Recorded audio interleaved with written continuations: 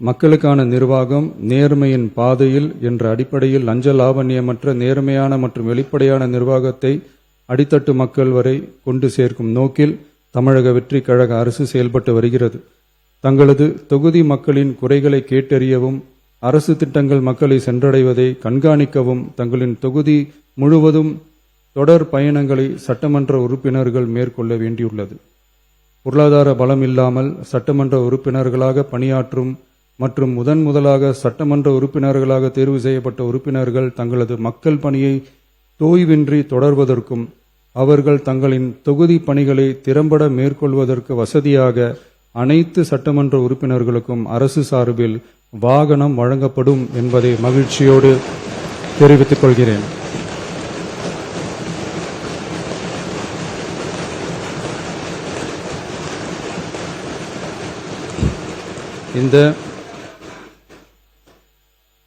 இந்த அறிவிப்பு சட்டமன்ற உறுப்பினர்கள் தங்களின் பயண தேவைகளுக்காக பிறரை சார்ந்து இருப்பதை தடுத்து அவர்கள் எவ்வித சமரசமும் இன்றி சுதந்திரமாகவும் நேர்மையாகவும் தங்களின் தொகுதிக்கு உட்பட்ட கிராமப்புற மற்றும் தொலைதூர பகுதிகளுக்கு எளிதாக பயணம் செய்து தொகுதி முழுவதும் உள்ள மக்களை நேரடியாக சந்தித்து அவர்களின் குறைகளுக்கு தீர்வு காண வழிவகுக்கும். அதோடு மட்டுமின்றி சட்டமன்ற உறுப்பினர்களின் பொருளாதார சுமையை குறைத்து கடைக்கோடி மக்களுக்கு லஞ்ச லாவண்யமற்ற நேர்மையான மற்றும் வெளிப்படையான நிர்வாகத்தை அளிக்கவும் உதவும்.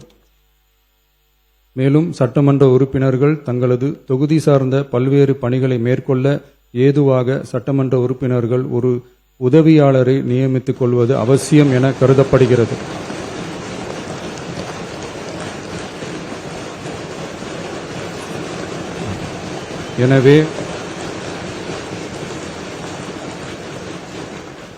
எனவே சட்டமன்ற உறுப்பினர்களுக்கு அரசு வாங்கி வழங்கும் வாகனத்தை பராமரிக்கும் விதமாக வாகனத்திற்கு ஓட்டுநர், எரிபொருள், வாகன பராமரிப்பு உள்ளிட்ட செலவினங்களுக்காக மாதந்தோறும் ரூபாய் 75,000 வாகன படியாகவும்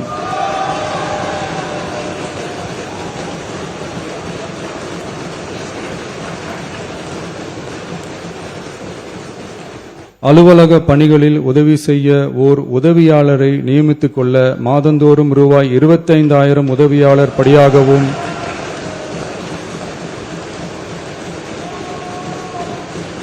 வழங்கப்படும். இதற்காக உரிய சட்டத்தில் திருத்தங்கள் மேற்கொண்டு ஆணைகள் வெளியிடப்படும் என்பதையும் தெரிவித்துக் கொள்கிறேன். நன்றி.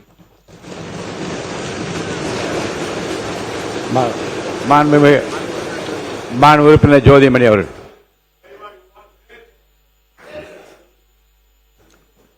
உறுப்பினர் ஜோதிமணி அவர்கள் பேசுங்க. மாண்புமிகு பேரவைத் தலைவர் அவர்களே, தமிழக முதல்வர் அவர்களே மற்றும் அமைச்சர் பெருமக்களே, எதிர்க்கட்சி தலைவர் அவர்களே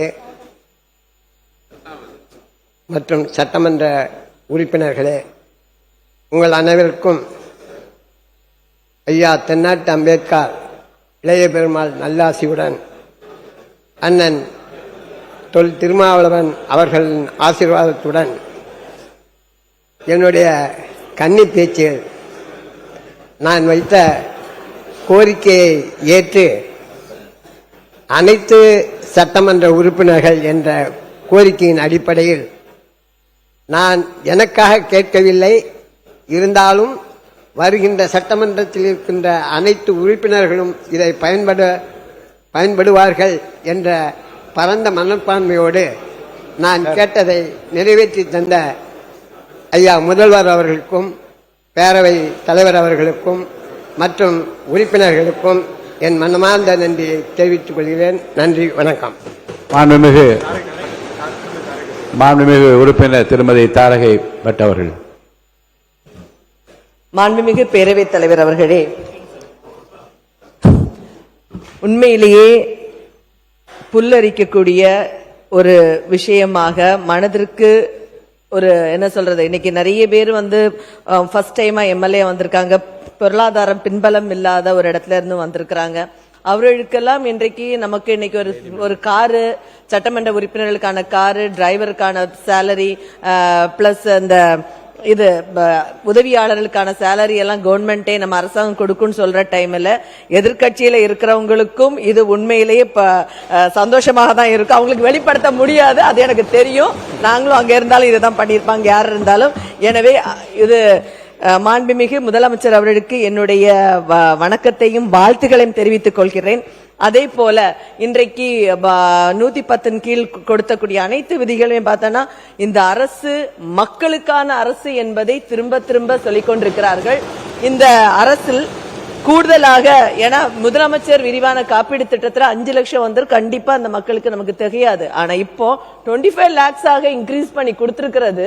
அதுவும் ஏன்னா எல்லா இடத்துலயுமே எல்லா மற்ற கவர்மெண்ட் அதர் கண்ட்ரீஸ்ல நம்ம பார்த்தோம்னா மருத்துவ சேவை என்பது கவர்மெண்ட் தான் நமக்கு கொடுத்துட்டு இருந்து. ஆனால் இன்றைக்கு இந்தியாவிலே தமிழகத்தில் மருத்துவ சேவை நமக்கு கவர்மெண்ட் கொடுக்கும், 25 லட்சம் ரூபாய் கொடுக்கும் சொல்றது அதுவும் ஒவ்வொரு சாமானிய மக்களுக்கும் பெருமையான ஒரு நன்றி மட்டும் நன்றி மட்டும் சொன்ன திட்டத்தை சொல்லணும் இல்ல புதிய அதாவது எனவே இந்த கோரிக்கை எழுதும் வைக்காமல் விளக்கமாக பேசாமல் நன்றி மட்டும் சொல்லி முடிங்க. எனவே மாண்புமிகு முதலமைச்சர் அவர்களுக்கு காங்கிரஸ் பேரியக்கத்தின் சார்பாக எங்களுடைய நன்றியை தெரிவித்துக் கொள்கிறோம். மாண்புமிகு பள்ளிக்கல்வித்துறை அமைச்சர் அவர்கள். மாண்புமிகு பேரவைத் தலைவர் அவர்களே, மழை கொடுக்கும் குடையும் ஒரு 2 மாதம், வருஷத்துல 2 வாட்டி தான் மழை பெய்யும். வயல் கொடுக்கும் குடையும் ஒரு 3 மாதம், பசு கொடுக்கும் குடையும் ஒரு 4 மாதம். பார்த்திபனாம் எங்க முதல்வருக்கோ 4 மாதம். அத்தனை ஆண்டுகள் கழித்து ஆவின் கொள்முதலை ஏத்தி இருக்கிறாரு, மருத்துவ அறிவிப்பு தந்திருக்கிறாரு. எதிர்கட்சி எம்எல்ஏக்களுக்கும் ஒரு காரும் உதவியாளரும் தந்திருக்கிறார் என்று சொன்னால் அவரை இருக்கரம் கூப்பி வணங்குகிறோம். இது எம்எல்ஏக்களுக்கு மட்டும் இல்ல, மறைமுகமா எத்தனை பேருக்கு பயன் தரும் பாருங்க. ஓட்டுநர்களுக்கு வேலை, உதவியாளர்களுக்கு வேலை, சுற்றி சுற்றி பம்பரமாய் வேலை செய்வதற்காக ஒரு மிகப்பெரிய வாகனத்தை தந்திருக்கிறார். என்ன தருவார், எதை தருவார் என்றுவர் எண்ணும் முன்னே பொன்னை தருவார், பொருளை தருவார். போதாது என்றால் தன்னையே தரக்கூடிய தமிழ்நாடு முதல்வருக்கு நன்றி நன்றி நன்றி. மாண்புமிகு உறுப்பினர் திருமதி சத்யபாமா அவர்கள். மாண்புமிகு பேரவைத் தலைவர் அவர்களுக்கு எனது பணிவன்பான வணக்கங்களை தெரிவித்துக் கொண்டு 110 விதியின் கீழ் இன்றைக்கு சட்டமன்ற உறுப்பினர்களுக்கு வாகனம் எல்லாம் கொடுத்து இன்றைக்கு மக்களுக்காக பணியாற்ற வேண்டும், எந்த விதத்திலையும் அவர்களுடைய பணிகள் தொய்வு ஏற்படக்கூடாது என்பதை கருத்தில் கொண்டு இன்றைய தினம் மாண்புமிகு முதலமைச்சர் வெற்றி தளபதி அவர்கள் இன்றைக்கு சட்டமன்ற உறுப்பினர் அவர்களுக்கெல்லாம் ஒரு இன்ப அதிர்ச்சியை வழங்கி இருக்கிறார்கள். அவர்களுக்கு முதல்கண் என் நன்றி கலந்த வணக்கங்களை தெரிவித்துக் கொண்டு சற்று முன்னால் இந்த அவையிலே நுழைந்த பொழுது மாண்புமிகு முதலமைச்சர் அவர்களுக்கு நான் ஒரு கோரிக்கையை கொடுத்தேன். அந்த கோரிக்கையை வாங்கின உடனே இந்த பிரச்சனை 2 நாளைக்கு முன்னாலேயே என்னுடைய கவனத்திற்கு வந்தது. திருப்பூர்ல இருக்கக்கூடிய அந்த குப்பை பிரச்சனை என்னுடைய கவனத்துக்கு வந்தது என்று ஒன்னொன்னு அவர் மனசுல வச்சிருக்காங்க. ஆகவே அவர்களுக்கு இந்த தருணத்திலே ஒட்டுமொத்த தமிழக மக்கள் சார்பாகவும் இங்கே இருக்கக்கூடிய உறுப்பினர்கள் சார்பாகவும் மனமார்ந்த நன்றியையும் வாழ்த்துக்களையும் தெரிவித்துக் கொள்கிறேன். மாண்புமிகு பால்வளத்துறை அமைச்சர் அவர்கள். மாண்புமிகு பேரவைத் தலைவர் அவர்களே, பால் உற்பத்தியாளர்களின் சூழ்நிலையை அறிந்து தாயுள்ளத்துடன் பால் கொள்முதல் விலையை உயர்த்திய அறிவிப்பு வெளியிட்ட மாண்புமிகு முதலமைச்சர் அவர்களுக்கு மனமார்ந்த நன்றியை தெரிவித்துக் கொள்கிறேன். உறுப்பினர் கணேஷ்குமார் அவர்கள். மாண்புமிகு பேரவைத் தலைவர் அவர்களே, பாட்டாளி மக்கள் கட்சியினுடைய நீண்ட நாள் கோரிக்கை, ஏன்னா சட்டமன்ற உறுப்பினர்களுக்கு வாகனம் வழங்க வேண்டும் என்பது மனதார பாராட்டி வரவேற்று, அதுவும் முதல் முறையாக இருக்கக்கூடிய பொருளாதாரத்தில் பின்தங்கி இருக்கக்கூடிய சட்டமன்ற உறுப்பினர்களுக்கு வாகனம் மட்டுமல்ல, அதற்கான எரிபொருள் மட்டுமல்ல, உதவியாளர்களுக்கும் சேர்த்து வழங்கிய மாண்புமிகு தமிழக முதல்வர் அவர்களுடைய அந்த எண்ணத்தை மனமாற ஓட்டுநர் உட்பட அனைவரையும் கொடுத்திருக்கக்கூடிய மாண்புமிகு தமிழக முதல்வர்களுக்கு பாட்டாளி மக்கள் கட்சியின் சார்பாக மனமார்ந்த நன்றியை மீண்டும் மீண்டும் தெரிவித்துக் கொண்டு, 2ஆம் முறை சட்டமன்ற உறுப்பினராக இருக்கக்கூடிய எங்களையும் கொஞ்சம் கனிவோடு பார்த்து, அனைவருக்கும் தான் சொல்லிருக்காங்க. வாகனம் என்பது ஏன்னா மாரிமுத்தானெல்லாம் கோச்சிக்கிறாங்க. எல்லாருக்கும் தான். ஆனா அனைவருக்கும் தான் சொல்லியிருக்காங்க. வாகனம் அனைவருக்கும் தான். முதல் முறை சட்டமன்ற உறுப்பினர். இல்ல அனைவருக்கும் கோபி. மிக்க மகிழ்ச்சி. நன்றி. அனைத்து சட்டமன்ற உறுப்பினர்கள் நன்றியை தெரிவித்துக் உறுப்பினர் சிந்து அவர்கள். மாண்புமிகு சிந்து முடிக்கிட்டாங்க. உட்காருங்க. மாண்புமிகு பேரவைத் தலைவர் அவர்களே, மாண்புமிகு முதல்வரே, ரொம்ப மகிழ்ச்சியா இருக்குது. இதுக்காக ஒரு பாடல் மூலமாவே நன்றி சொல்லிடுறேன். கொடுத்ததெல்லாம் கொடுத்தார், இவர் யாருக்காக கொடுத்தார்? ஒருத்தருக்காக கொடுத்தார், இல்லை ஊருக்காக கொடுத்தார். ஒருத்தருக்காக கொடுத்தார், இல்லை ஊருக்காக கொடுத்தார். Thank you so much sir. Thank you. மாண்பு உறுப்பினர் மாரிமுத்து அவர்கள். மாண்புமிகு பேரவை தலைவர் அவர்களே, மைக். மாண்புமிகு பேரவை தலைவர் அவர்களே, விவசாயிகளுக்கு நெல்லுக்கு ஊக்கத்தொகை மட்டுமல்ல, கரும்புக்கு ஊக்கத்தொகை கொடுத்தரும் முதல்வர் அவர்களுக்கு மனமார்ந்த நன்றியினை விவசாயிகள் சார்பில் தெரிவித்துக் கொள்வதோடு, அதே இன்றைய பொன்னாளில் 110 விதியின் கீழ் பால் விலை கொள்முதல் விலைக்கும் விலையை நிர்ணயம் செய்து கொள்முதல் விலையும் அறிவித்து மிகப்பெரிய அளவில் ஆவின் பால் தட்டுப்பாடு இருந்ததை நீக்கி விவசாயிகள் வாழ்க்கையில் பால் வார்த்தது மட்டுமல்ல, அதை பயன்படுத்துகிற ஏழை எளிய மக்கள் பால் உணவுக்கு உத்தரவாதமாக இருக்கிற பால் விலையையும் உயர்த்தி தந்திருக்கிற முதலமைச்சர் அவர்களுக்கு நன்றியை சொல்லி விடைபெறுகிறேன். நன்றி, வணக்கம். மாண்புமிகு சிறுபான்மை நலத்துறை அமைச்சர் அவர்கள். மாண்புமிகு சிறுபான்மை நலத்துறை அமைச்சர். மாண்புமிகு பேரவைத் தலைவர் அவர்களே, மாண்புமிகு முதலமைச்சர் அவர்களே, மாண்புமிகு சட்டப்பேரவை உறுப்பினர்களே, ஒரே நாள்ல இவ்வளவு இன்பதிர்ச்சியை கொடுத்தா எப்படி எங்களுக்கு தாங்கிறதுனே தெரியல. உள்ளபடியே இந்த பால் விலைக்கு 300 கோடி ரூபாய் ஒரு வருஷத்துக்கு செலவு, எவ்வளவு பெரிய அறிவிப்பு. அதே போல இந்த காப்பீட்டு திட்டம் அதிர்ச்சின்னா ஒரு 5 லட்சத்திலிருந்து 1 லட்சம் இல்ல 25 லட்சம் உயர்த்தி கொடுத்ததுங்கிறது ஒட்டுமொத்த தமிழக மக்களுக்கும் ஏழை எளிய மக்களுக்கும் பெரிய அளவில் உதவி செய்யும். அதுக்கு அதை விட தாண்டி சட்டமன்ற உறுப்பினர்களுக்கான வாகனம், உதவியாளர், தொடர்ச்சியா எல்லா உறுப்பினரும் பல ஆண்டுகளாக இந்த சபையில கேட்டுக்கிட்டு இருந்த கூட ஒரு கோரிக்கையை நிறைவேற்றுறதுக்கு மாண்புமிகு முதலமைச்சர் அவர்களுக்கு இந்திய யூனியன் முஸ்லீம் லீக்கின் சார்பிலே நெஞ்சார்ந்த நன்றியை தெரிவித்து விடைபெறுகிறேன். நன்றி. மாண்பு உறுப்பினர் செல்லசாமி அவர்கள்.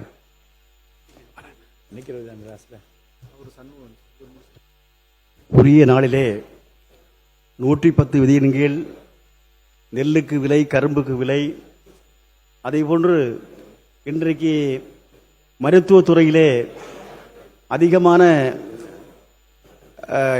இடங்கள் உட்பட, அதேபோன்று கல்லூரியிலே சேர்க்கை உட்பட அப்படிப்பட்ட அறிவிப்பு எல்லாம் அறிவிக்கப்பட்டு இன்றைக்கு பால் விலைக்கு கூட, பால் கொள்முதல் விலைக்கு கூட அதிகமான விலையை அறிவித்திருக்கக்கூடிய முதலமைச்சர் அவர்களுக்கு மார்க்சிஸ்ட் கம்யூனிஸ்ட் கட்சியின் சார்பில் நன்றியை தெரிவித்துக் கொள்கிறேன். வாகனம் சம்பந்தமாக அனைவருக்கும் கொடுக்கப்பட்டு சொல்லியிருக்கக்கூடிய அந்த விஷயம் இன்பமாக இருக்கிறது. மார்க்சிஸ்ட் கம்யூனிஸ்ட் கட்சியை பொறுத்தவரையில் ஏற்கனவே முன்காலத்தில் அவர்களுக்கு ஊதியம் உயர்த்தப்படுகின்ற நேரத்திலும் இது போன்ற சலுகைகளை கொடுக்கின்ற நேரத்திலும் மக்களுடைய வரிப்பணத்திலிருந்து கொடுப்பது என்பது அதிகமாக ஏற்புடையது இல்லை என்பதை சொல்லுவோம். ஆனால் ஒட்டுமொத்தமாக இந்த முதல்வருடைய மனதார இந்த எண்ணத்தை என்பது பாராட்டுகின்றோம். எங்கள் கட்சியுடைய நிலைப்பாடு சம்பந்தமாக என்ன என்று கேட்டு அதை நாங்கள் உட்படுவோம் என்று சொல்லி வாழ்த்தி உங்களுடைய அறிவிப்புக்கு நன்றி கூறி என்னுடைய உரையை முடிக்கிறேன். மாண்பு உறுப்பினர் திரு எஸ் காமராஜ் அவர்கள். மாண்புமிகு பேரவைத் தலைவர் அவர்களே, நம்முடைய மாண்புமிகு முதலமைச்சர் அவர்கள் 110 விதியின் கீழ் அறிவித்திருக்கிற ஒவ்வொரு திட்டங்களும் அற்புதமான திட்டங்கள். முதலிலே விவசாயிகளுக்கு ஊக்கத்தொகை. இன்றைய காலை பால் கொள்முதல் என்றவுடன் எங்களுடைய தொகுதியில் போகிற போக்கெல்லாம் மன்னாரில் மிகப்பெரிய பால் உற்பத்தியாளர்கள் கூட்டுறவு சங்கம் இருக்கிறது. மிகப்பெரிய சங்கம் அது. மன்னாரில் இருக்கிற பால் உற்பத்தியாளர் சங்கம், தமிழகத்தில் இருக்கிற பால் உற்பத்தியாளர் சங்கங்கள் அது ஒரு சொல்லிக் கொள்ளுகிற சங்கம். அங்கே பால் உற்பத்தியாளர்கள்லாம் முதலமைச்சரிடம் நீங்கள் சொல்லுங்கள், நீங்கள் பேசும்போது முதலமைச்சர் உற்று நோக்குகிறார், சிரிக்கிறார், அவரிடம் சொல்லுங்கள் என்று கோரிக்கை வைத்தார்கள். அந்த கோரிக்கையை நிறைவேற்றி கொடுத்திருக்கிற உங்களுக்கு எனது நெஞ்சார்ந்த நன்றியினை மன்னார்குடி சட்டமன்ற தொகுதியின் சார்பாக தெரிவித்துக் கொள்கிறேன். இன்றைக்கு அறிவித்திருக்கிற 110 விதி அற்புதமான திட்டம். இப்ப கூட சொன்னாங்க 2 நாளைக்கு முன்னாடி முதல் சட்டமன்ற உறுப்பினர், எல்லாரும் ஆச்சரியப்பட்டாங்க. இங்க வந்து நம்முடைய முதலமைச்சர் அனைத்து சட்டமன்ற உறுப்பினர்களுக்கும் கார் உதவியாளர் என்று சொன்னவுடன், டிரைவர் என்று சொல்லவுடன் உள்ளபடியே அனைவரும் சந்தோஷமாக இருக்கிறார்கள். நிறைய பேர் 4 கார் 5 கார் 3 கார்லாம் இருக்கு, என்னகிட்டையும் கார் இருக்கு. ஆனா நம்முடைய அரசு கார், முதலமைச்சர் கொடுத்த கார்ல செல்றாங்கிற பெருமையோட நாளையிலிருந்து நான் என் தொகுதிக்கு செல்லுவேன். என்னிடையும் 3-4 கார் இருக்கு. ஆனா நம்முடைய தமிழ்நாடு முதலமைச்சர் கொடுத்திருக்கிற காரில் தொகுதியை சுற்றி வரும்போது அதற்கு இருக்கிற ஒரு கெத்து, அந்த எம்எல்ஏ கெத்து, முதலமைச்சர் அவர்களுக்கு நெஞ்சார்ந்த நன்றியை தெரிவித்துக் கொள்கிறேன். வணக்கம். சண்முகம் அவர்கள், உறுப்பினர் சண்முகன். மாண்புமிகு பேரவைத் தலைவர் அவர்களே, எல்லோருக்கும் இன்ப அதிர்ச்சியை கொடுத்து அமர்ந்திருக்கக்கூடிய நமது மாண்புமிகு முதல்வர் அவர்களே, கோரிக்கை நியாயமான கோரிக்கையாக இருந்தால் அது மக்களிடம் இருந்து வந்தாலும் சரி, சட்டமன்ற உறுப்பினர்கள் வந்தாலும் சரி, உடனடியாக நிறைவேற்றப்படும் என்பதை மீண்டும் ஒருமுறை நமது முதல்வர் அவர்கள் நிரூபித்திருக்கின்றார்கள். அறம், நேர்மை, மக்கள் நலம் ஆகிய 3 அடிப்படையில் தமிழகத்தை தாங்கி பிடிக்கின்ற முதல்வர் நமக்கு கிடைத்திருக்கின்றார்கள் என்ற பெருமையோடு அவர்களுக்கு எனது நன்றியை தெரிவித்துக் கொள்கின்றேன். கொடுக்கிற காரை இனோவா காராக கொடுத்தால் நன்றாக இருக்கும் என்று பின்னால் இருக்கின்ற உறுப்பினர்கள் சொல்லுகின்றார்கள். அனைவருக்கும் நன்றி. உறுப்பினர் கல்லானை அவர்கள். உறுப்பினர் கல்லானை. மாண்புமிகு பேரவைத் தலைவர் அவர்களே, தாயுள்ளம் கொண்ட எங்கள் தலைவர் இன்று பால் விலை உயர்த்தியிருக்காங்க. அந்த உற்பத்தியாளர்களை விட முக்கியமா அதில் தாய்மார்கள் அதிகமாக அந்த பணியை செய்யறாங்க. அந்த தாயுள்ளம் கொண்ட தலைவருக்கு முக்கியமாக நன்றி கூறுகிறேன். அதே போல மதுரை அரசு ராசாசி மருத்துவமனைக்கு புற்றுநோய் மையத்திற்கு கொடுத்ததற்கு எங்கள் அன்பு தலைவர் தளபதி அவர்களுக்கு நன்றி கூறுகிறேன். இன்று வாகனம் என்பது அண்ணன் சொன்னது போல சொந்த வாகனங்கள் இல்லாத எத்தனை உறுப்பினர்கள் இருக்காங்க. அப்படி கடன் வாங்கி வாகனம் வைத்து வருந்தவர்கள் கூட தமிழக முதல்வர் தங்க தலைவர் தளபதி கொடுத்த வாகனத்தில் செல்வதில் உள்ள கெத்து எதிலையுமே கிடையாது. அவருக்கு எங்களது சிறந்தாழ்ந்த நன்றியை தெரிவித்துக் கொள்கிறேன். உறுப்பினர் சபரி ஐங்கரன் அவர்கள். மாண்புமிகு பேரவைத் தலைவர் அவர்களே, தமிழக முதல்வருக்கும் சட்டமன்ற உறுப்பினர் எதிர்க்கட்சி தலைவர் அலுவலருக்கும் கூட்டணி கட்சி தலைவர் அவர்களுக்கும் என் பணிவான வணக்கத்தை தெரிவித்துக் கொள்கிறேன். புதிதாக சட்டமன்றத்திற்கு வந்துள்ள எம்எல்ஏக்களுக்கு கார் தந்துள்ள நமது முதல்வர் அவர்களுக்கு என் நன்றியை தெரிவித்துக் கொள்கிறேன். ஒரே ஒரு விஷயம் ஃபன்னா சொல்றேன். நான் கல்லூரி படிக்கும்போது காதல் தோல்வி, வேலையும் இல்லை காரும் இல்லை. இன்னைக்கு வேலையும் கொடுத்திருக்காரு தலைவர், காரும் கொடுத்திருக்காரு. ரொம்ப ரொம்ப நன்றியை தெரிவிச்சுக்க. ஏன்னா நான் ட்ரெயின்ல தான் வரேன், அங்கிருந்து இங்க உள்ள ஆட்டோல உள்ள வரும்போதெல்லாம் ஒவ்வொரு தடவையும் காவலர் பணியாளர்கள்லாம் கேட்பாங்க, யார் நீங்க எம்எல்ஏன்னு சொல்லுவேன். ஐடி கார்டுலாம் எடுத்து காமிச்சாலும் நம்ப மாட்டாங்க. ஸோ அதனால இன்னைக்கு 2 விஷயத்துல நாங்க ரொம்ப மகிழ்வா இருக்கோம். விவசாயிகளும், மக்கள் பணியை செய்யற பசியை போக்குற விவசாயிகளும் சந்தோஷமா இருக்காங்க. மக்கள் பணி செய்யற சட்டமன்ற உறுப்பினரும் சந்தோஷமா இருக்கிறாங்க. ஸோ எல்லாரோட வாயிலாகவும் நான் மிகப்பெரிய நன்றியை தெரிவித்துக் கொள்கிறேன். நன்றி.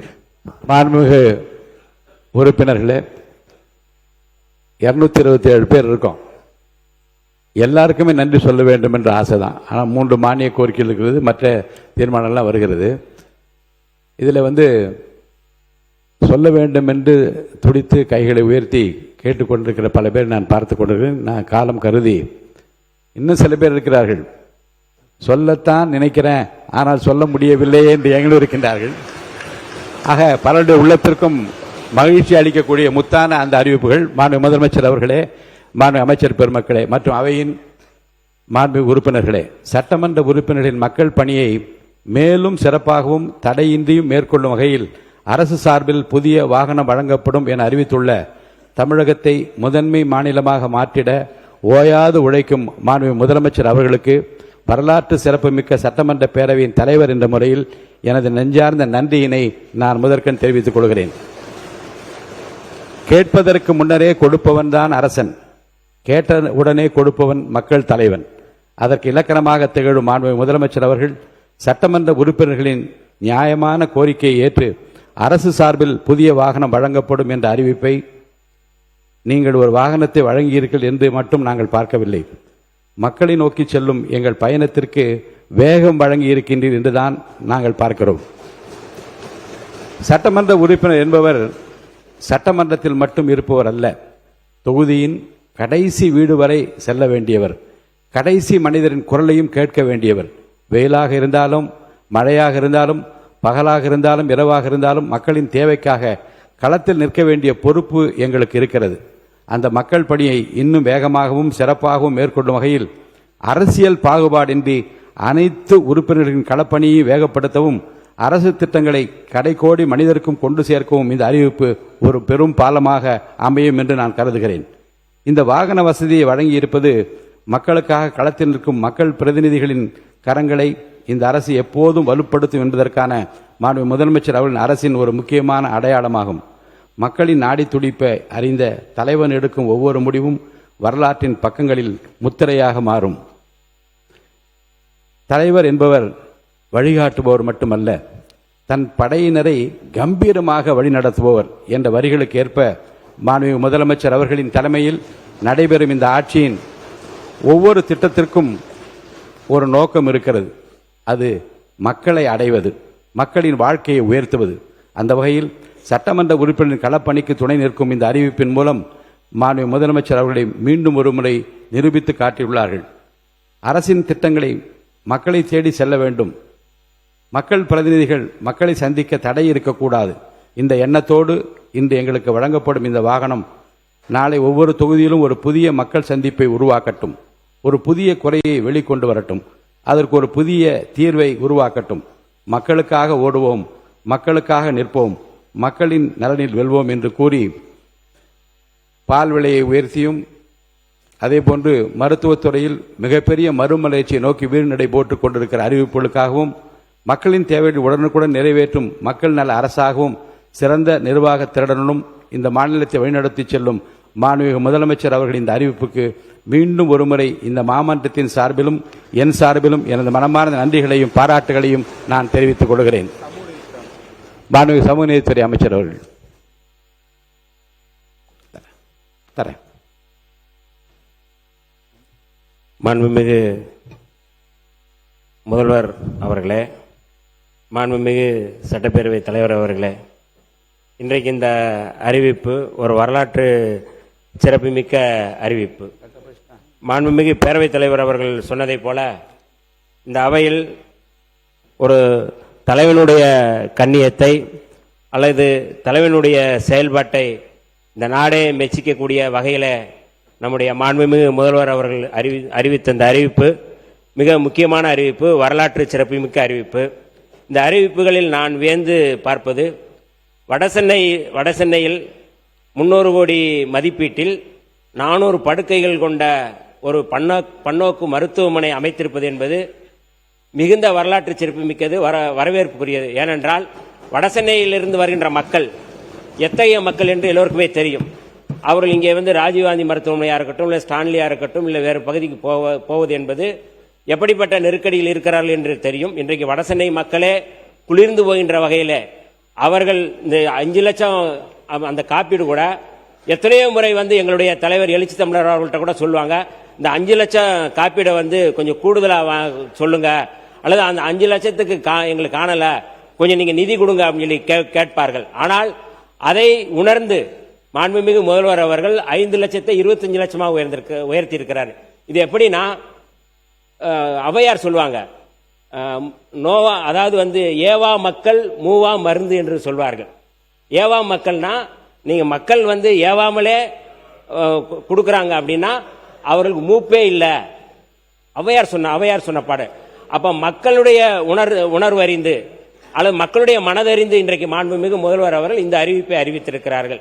அதாவது நல்லோருக்கும் பெய்யும் மழை எல்லோருக்கும் என்று சொல்வார்கள். அதே போல இன்றைக்கு எல்லோருக்குமே பெய்திருக்கு. இந்த அறிவிப்பு வந்து ஒருத்தருக்கு மட்டுமல்ல, ஒரு கட்சிக்காரர்களுக்கு மட்டுமல்ல, எல்லோருக்கும் பயன்படக்கூடிய வகையில் இதை அறிவித்திருக்கிறார்கள். பால் கொள்முதலாக இருக்கட்டும், அல்லது இந்த வடசென்னை அறிவிப்பா இருக்கட்டும், கார் அறிவிப்பா இருக்கட்டும், கூடுதலாக வந்து ரொம்ப முக்கியமாக நான் விழுப்புரம் மாவட்டத்தில் வந்து எங்களுடைய தொகுதி திண்டிவனம் தொகுதி விழுப்புரம் பகுதியில் புற்றுநோய் வந்து அதிகமாக இருக்கு அப்படிங்கிறது எங்களுடைய நாடாளுமன்ற உறுப்பினர் ரவிக்குமார் அவர்கள் பல முறை வந்து இது குறித்து நாடாளுமன்றத்தில் பேசியிருக்கிறாங்க.